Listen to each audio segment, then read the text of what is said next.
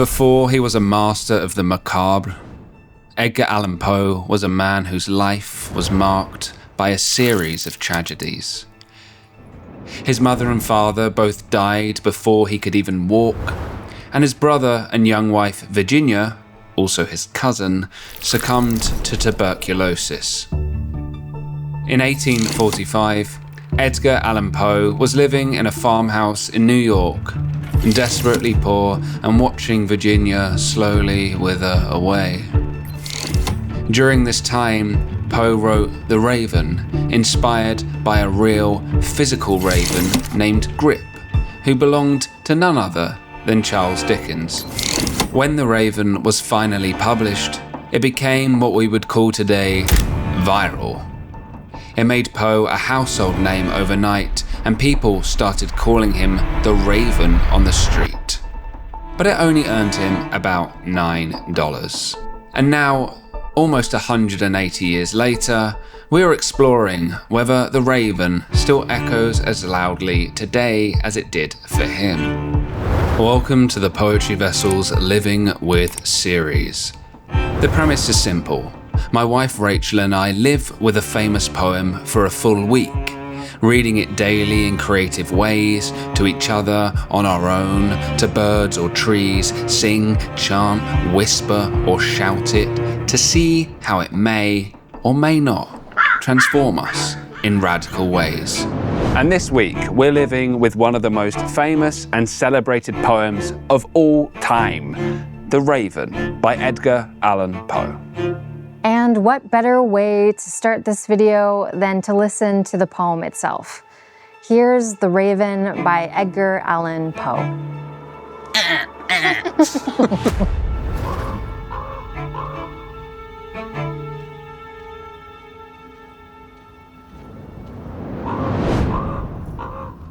The Raven by Edgar Allan Poe. Once upon a midnight dreary, while I pondered weak and weary over many a quaint and curious volume of forgotten lore, while I nodded, nearly napping, suddenly there came a tapping, as of someone gently rapping at my chamber door. "'Tis some visitor," I muttered, tapping at my chamber door. Only this, and nothing more. Distinctly, I remember, it was in the bleak December, and each separate dying ember wrought its ghost upon the floor. Eagerly, I wished the morrow, vainly, I had sought to borrow from my books surcease of sorrow, sorrow for the lost Lenore, for the rare and radiant maiden whom the angels name Lenore, nameless here forevermore.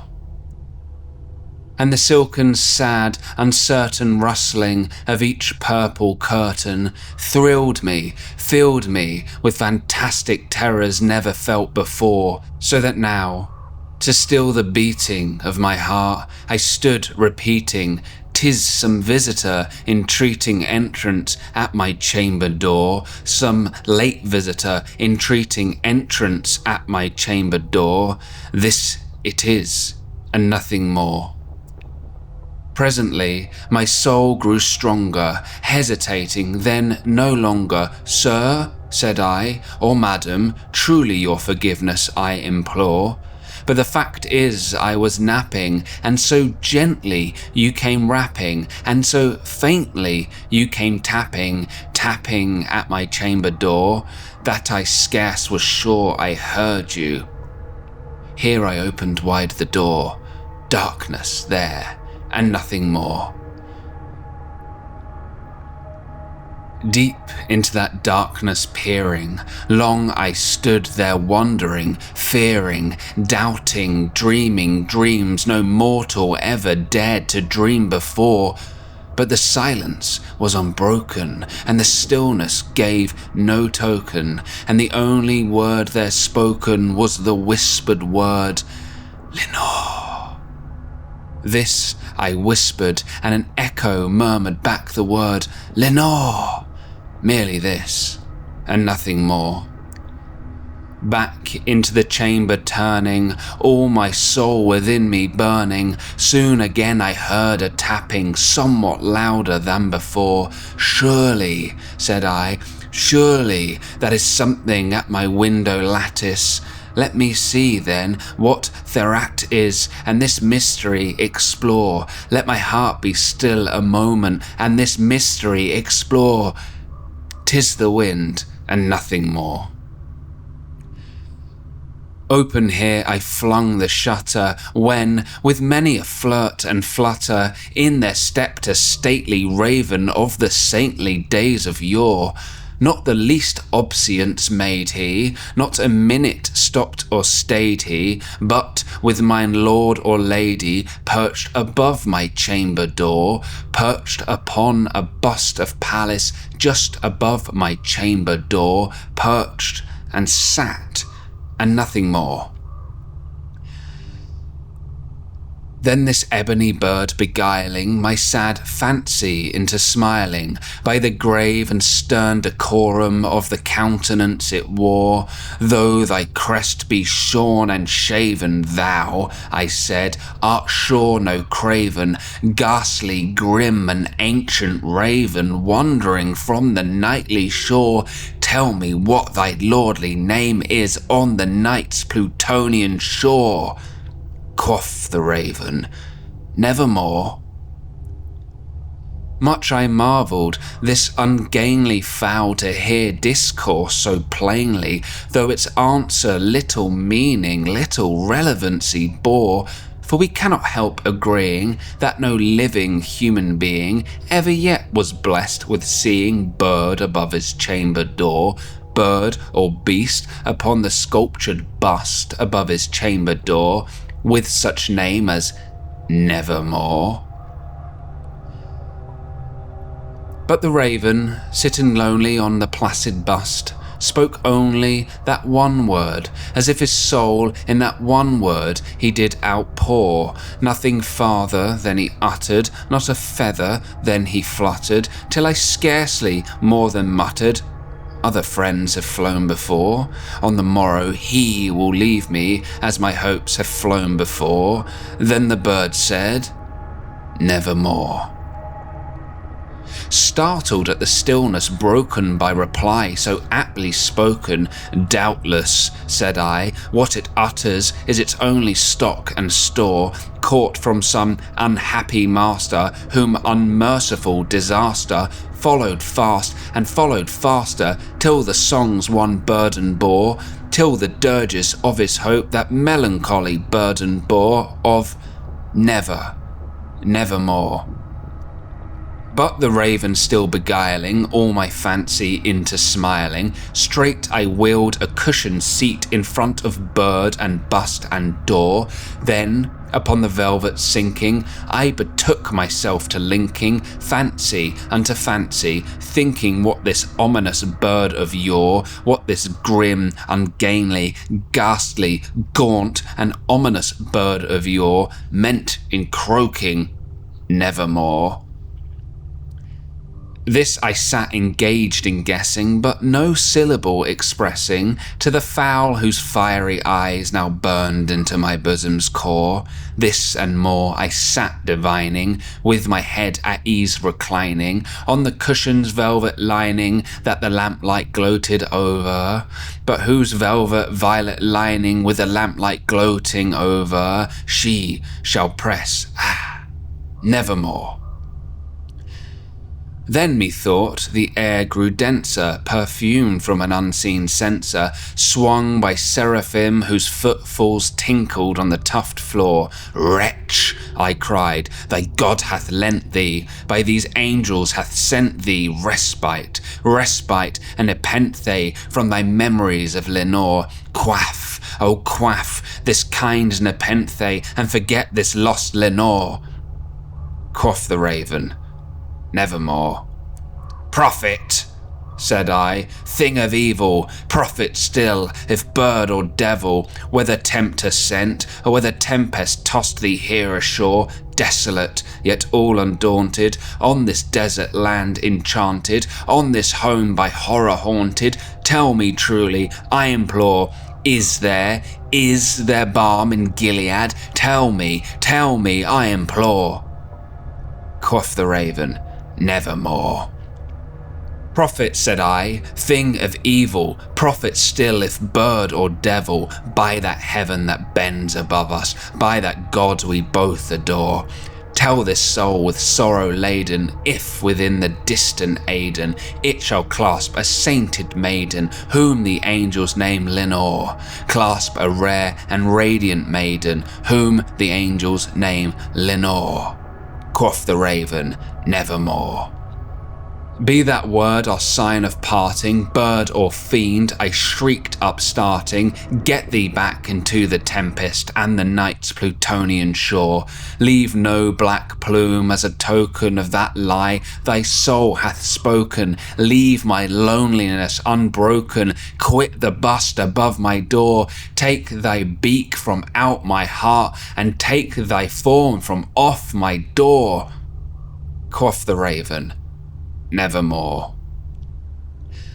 And the Raven, never flitting, still is sitting on the pallid bust of Pallas just above my chamber door, and his eyes have all the seeming of a demon's that is dreaming, and the lamplight over him streaming throws his shadows on the floor, and my soul from out that shadow that lies floating on the floor shall be lifted nevermore.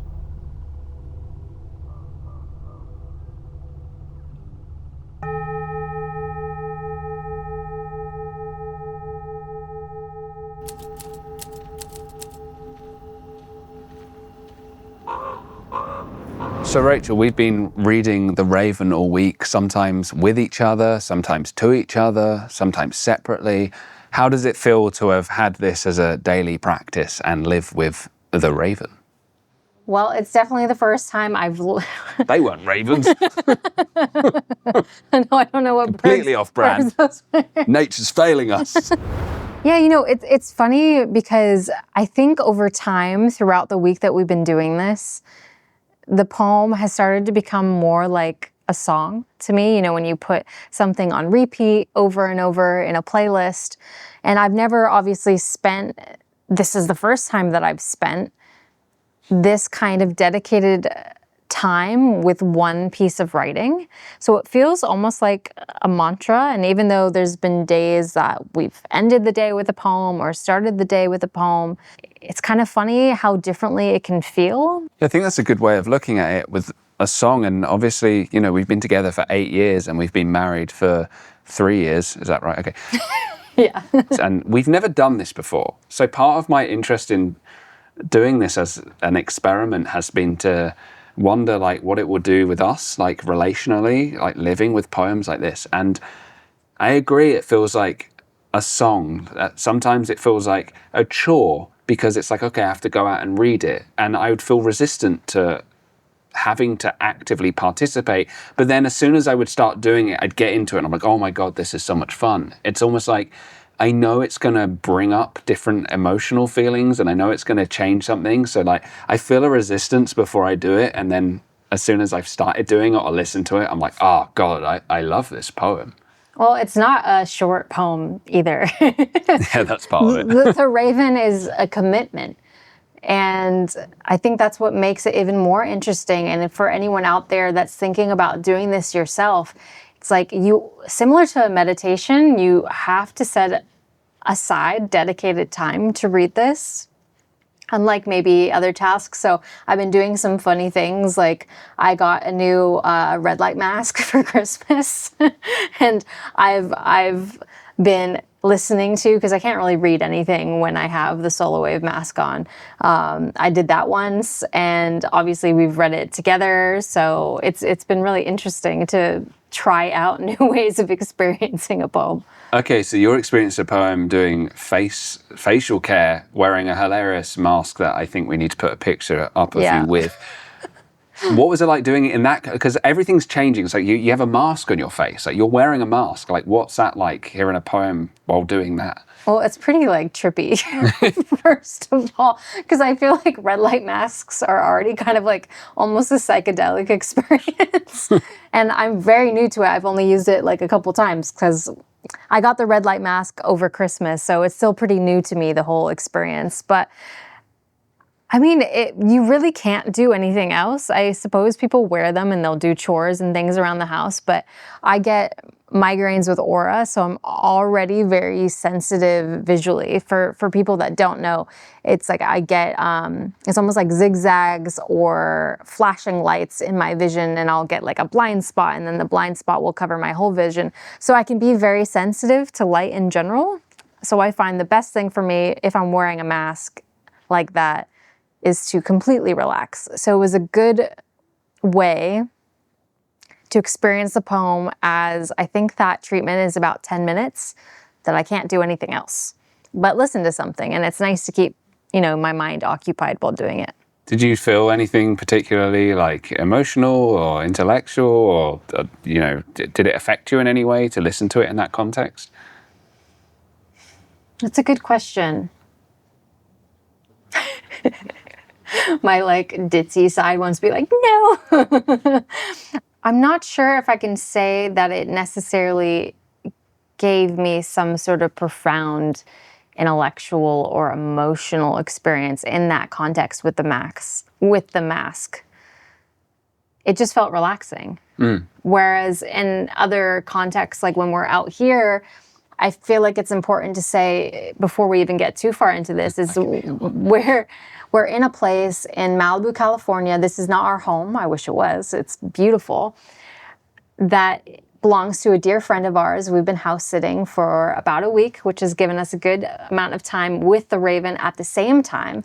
But what's so special about this place is there are actual ravens that come to the house on a daily basis. So the owners of the home have cultivated a beautiful relationship with these ravens, and we've been doing our best to keep that going strong and keep the ravens happy. And you'll hear them kind of like click and things. So I just heard one now. Yeah, I can hear it now. Hopefully that comes Invoking. up. But I think that feels more emotional to me. I think when we were like directly dialoguing, yeah. I hope the camera got that. Yeah, when we're hopefully he swings back around. But when we're directly dialoguing with nature is when I felt the most emotional, whether that was to a sunset, or I know you spoke a bit to a raven himself, herself. So maybe that brings me into like methods. What are some interesting methods that you took with this poem?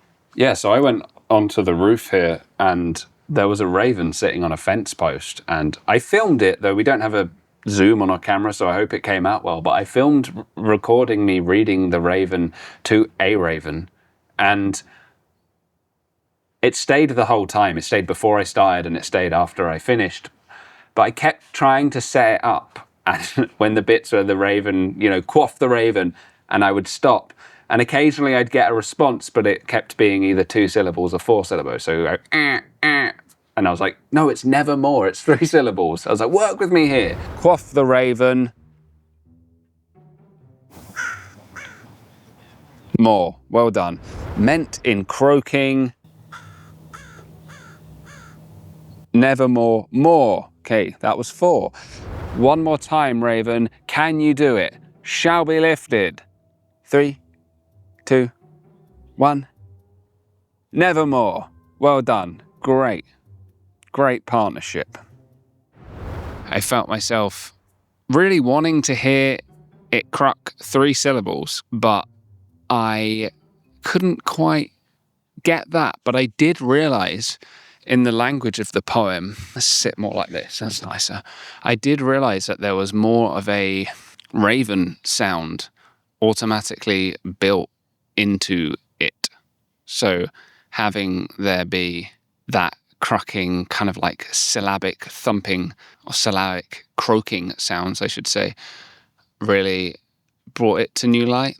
It was an interesting experiment to take the poem out and read it to a raven who didn't move. So I wonder how many ravens have heard the raven. So there's a sense of lineage there, I guess.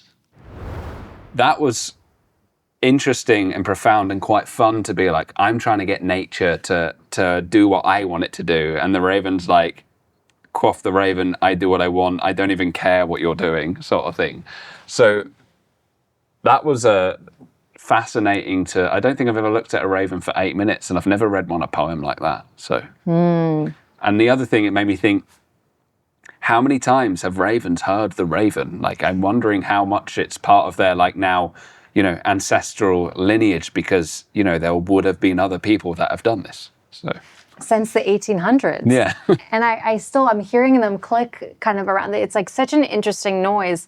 It's like, I don't even know how to describe it, but maybe if I can find some animal noises, I'll interlace that. But we can hear them all around. And it wasn't really until we started, until Nathan read The Raven while we were sitting here, that I heard those noises. So they must know that we're talking about them. Yeah, I think so. I want to take it like internally for a second, like if I close my eyes and think like meditatively about it. And this is something that came up through the week, is like, I feel a ravening. Like if I close my eyes in interacting with the ravens and this poem, it's like I can kind of feel like I can feel its wings and its feathers. And I can also feel it like within, there's in the poem, there's like, there's a claw or something that goes like into the chest, into the heart. And I feel like there's a raven in me that like wants to come up and like out and onto my voice and to like release itself somewhere. And obviously the poem is, saturated with grief, oceanic spillage of grief, this lost Lenore. And though I'm not grieving the same thing, I feel this small but powerful black bird like in my body, in my veins. I should hope you're not grieving the same thing. That would mean that I died. Yeah. And it would also mean you're my cousin. Oh, yeah. But Lenore isn't the same name. Lenore. Mm-hmm. Lenore, yeah, sorry. And Lenore is not the same person, but... No, his wife's name was Virginia, and I guess there's some theories about who Lenore was, but from what I read, it was inspired by the time that his wife, Virginia, was sick with tuberculosis and dying. And he was, battling this grief. And Poe's life was full of so much of this tragedy and grief. But I know a lot of people out there might be thinking, okay, you quirky poet kids. Sounds lame, dude. Why do this? Why live with a poem? Why do you think someone should live with a poem? I think it's to remind ourselves that poetry is this alive thing, and it's like language springing to life. If we lose our poetic mode of communicating and writing and speaking and being, I think the world around us deadens. It disenchants. So to take this in a way where you're like, okay, this is going to be a discipline, this is going to be a ritual.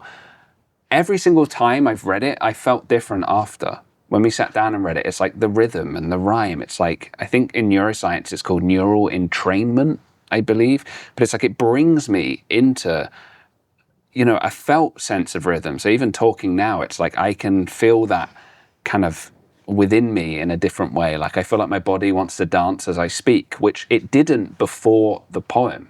It fundamentally changed my mood.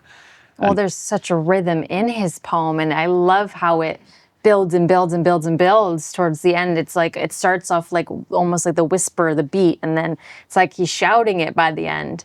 So, I mean, that's a staple of Poe's poems, and I know we're not diving too deep into a poetic analysis here, but that rhythm definitely goes into you after you read it, or really any poem, but especially one with the meter like Poe.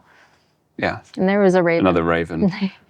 I like being outside because you get certain interruptions that it makes me think of Ellen Reich's poem that's on the stone in Malibu, Interruption of Bird. It's like we're being interrupted by a bird.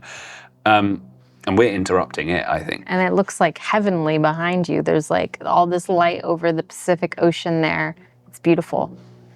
So I want to hear from you. So obviously I've been reading phenomenology, and essentially that's trying to look at something in its essence as it presents itself to you. And I'm trying to get into the poem and to allow the poem to present something to me beyond its context, beyond who wrote it, and to think and feel about it as an object on its own. And it's so dynamic. It's like you said, every time you read it, you see it. It's like a new angle emerges, something new. It's like looking at a table and walking around it and seeing a different corner, or going underneath it, or standing on top of it. So I want to know from you, like, what, in this thesis of allowing it to present itself, like, has something presented itself to you or within you? I think I said in one of my first video diaries of doing this that the first time I read it, I was at the stage where almost like the words were meaningless. That sounds wrong, but I didn't get the meaning of the poem. I was just hearing the sounds of the poem. And I've heard it said that genuine poetry is felt before it's understood. T.S. Eliot. Sorry, did I take your... No, that's great. Okay. Thank you. Okay, you're welcome. Because I couldn't remember who. Make each other look good. That's the... Yeah.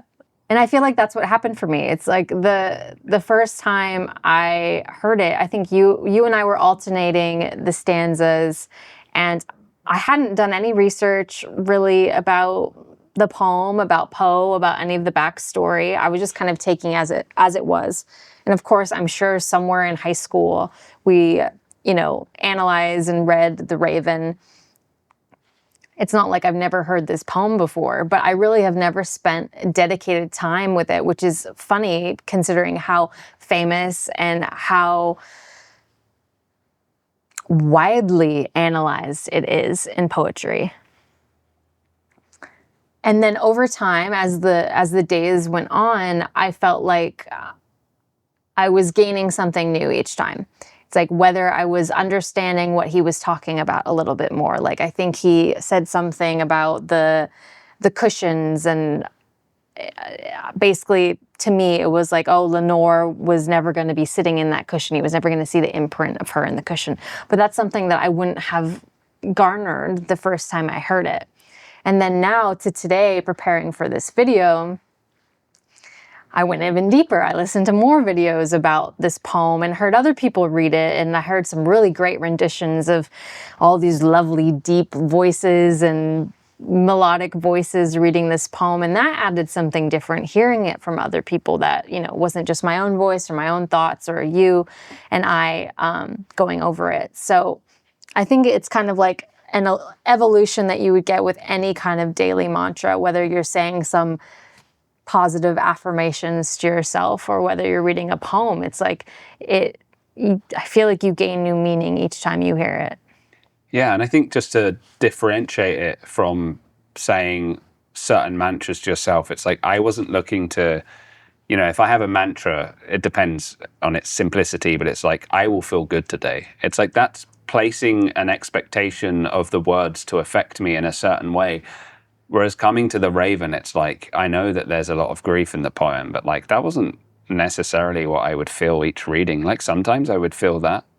Other times I would feel the like just delight in the language, in the rhythm, in the rhyme, in the way in which it's constructed. And like you, the first time we read it, it's like, what?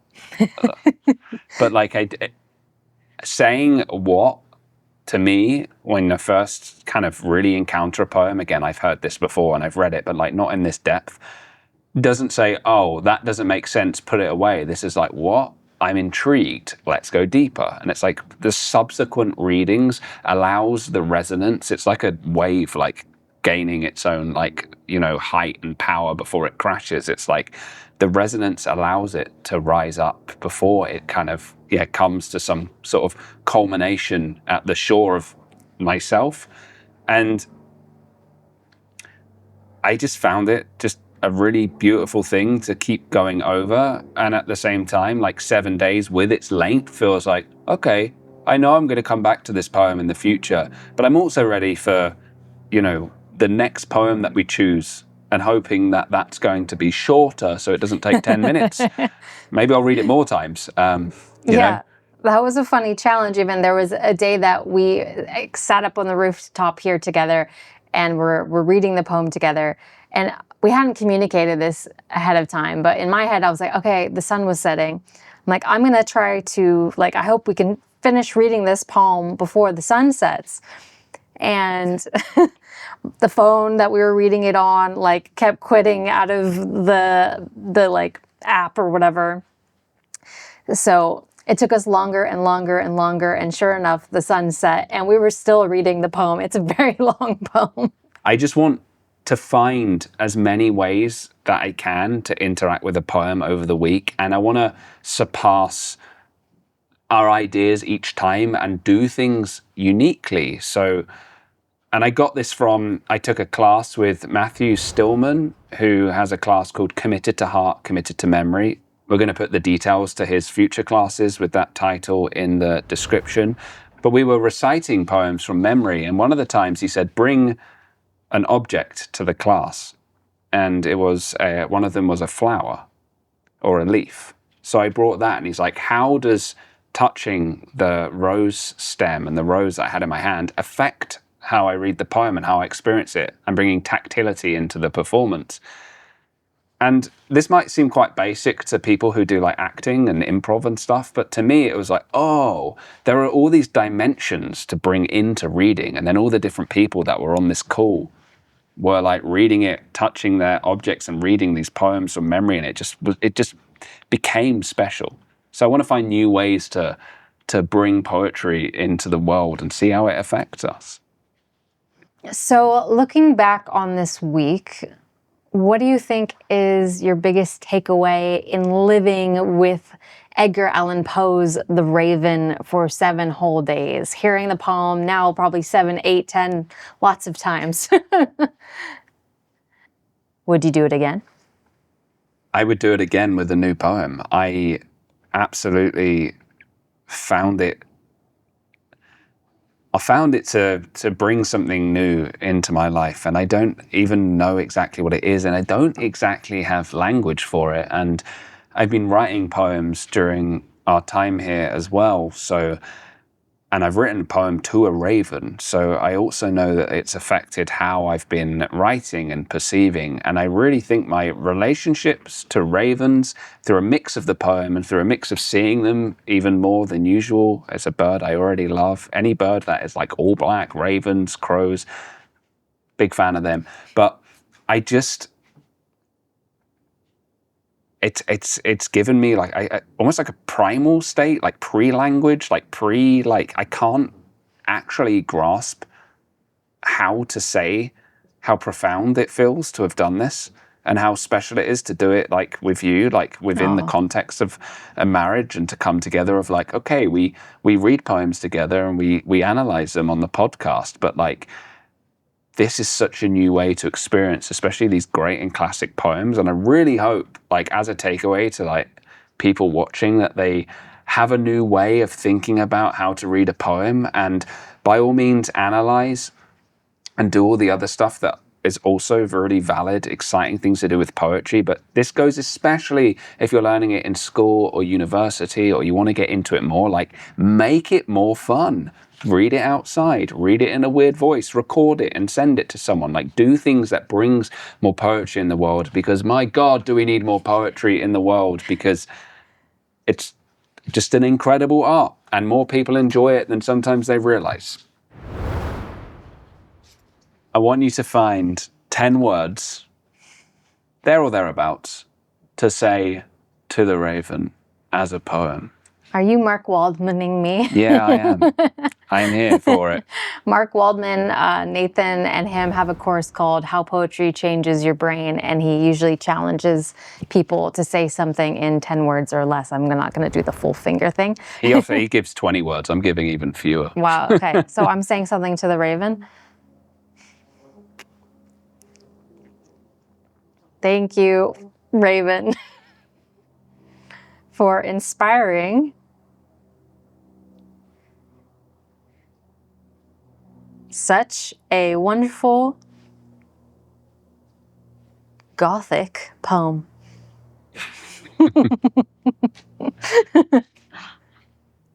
And you? Come on. You have been a wonderful yet dark weight. You're released. And you're also released. If you'd like to support us, click like and subscribe, or consider joining our mailing list, YouTube membership, or Patreon. We'll see you next time. Yay! I think that's a wrap. Living with the Raven. Ooh. Quaff the Raven. Nevermore.